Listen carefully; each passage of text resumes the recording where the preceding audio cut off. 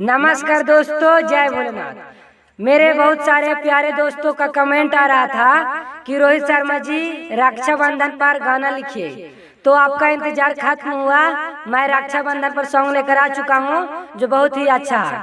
इस video को पूरा share कीजिए, फैला दीजिए, क्योंकि बहुत ही अच्छा सॉन्ग है, आपको सुनने में बहुत ही अच्छा लगेगा।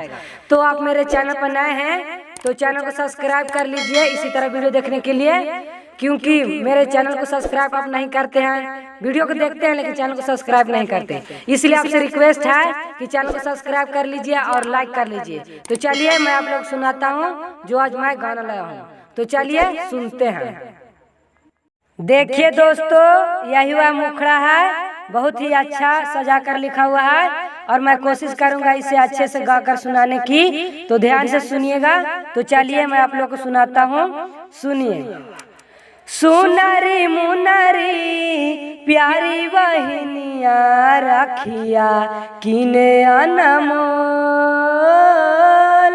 सुनरी मुनरी प्यारी बहनिया रखिया किने अनमोल। बहन के प्यार देखी अच्छा लगेला, बड़ी करे मोल। बहन के प्यार देखी अच्छा लगेला, बड़ी करे मोल। सुनरी मुनरी प्यारी बहनिया रखिया किने अनमोल, सुनरी मुनरी प्यारी बहनिया रखिया किने अनमोल। देखिए दोस्तों, फर्स्ट अंतरा ये भी बहुत ही अच्छे सजा कर लिखा हुआ है और आपको सुनने में बहुत ही अच्छा लगेगा। तो चलिए मैं आप लोग सुनाता हूँ, सुनिएगा। राखी के थाली सजा के करेली हमारे इंतजार, भैया ला दुआ करी छोटकी बहनिया रहत सलामत भैया मोर।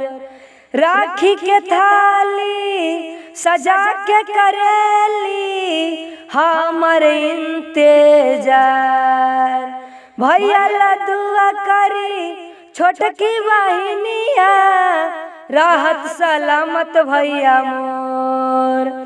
देखी देखी प्यारे बहनिया करस बड़ी डोल, सुनरी मुनरी प्यारी बहनिया रखिया किने अनमोल, सुनरी मुनरी प्यारी बहनिया रखिया किने अनमोल। देखिए दोस्तों, लास्ट और आखिरी अंतरा ये भी बहुत ही अच्छा है, बढ़िया है और आपको सुनने में बहुत ही अच्छा लगेगा। तो ध्यान से सुनिएगा और पूरा सुनिएगा। तो चलिए सुनाता हूँ, सुनिए। आइल बावे रक्षा बंधन भाई बहन के प्यार, रोहित शर्मा कहत बावे बहन के भूलिहा ना यार।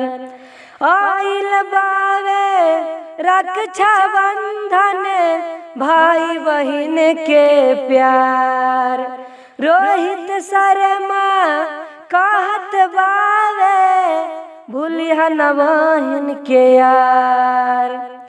खुशी खुशी रहिहा बहनिया भैया देले बोल, सुनरी मुनरी प्यारी बहनिया रखिया किने अनमोल, सुनरी मुनरी प्यारी बहनिया रखिया किने अनमोल।